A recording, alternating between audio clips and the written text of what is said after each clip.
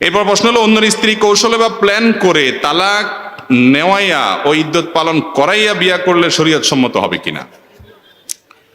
কারোর স্ত্রী, আল্লাহ মাফ করুক, এরকম কৌশল করে যদি কেউ তালাক নেওয়া এবং সে তাকে পরবর্তীতে বিয়ে করার পরিকল্পনা করে, এ সাধারণ জেনাকারী না, বরং একটা সংসার ভঙ্গকারী এবং একজন মানুষ, একজন পুরুষের হক নষ্টকারী, একজন নারীর হক নষ্টকারী, পরকীয়ার মতো ডেঞ্জারাস রোগের রোগী।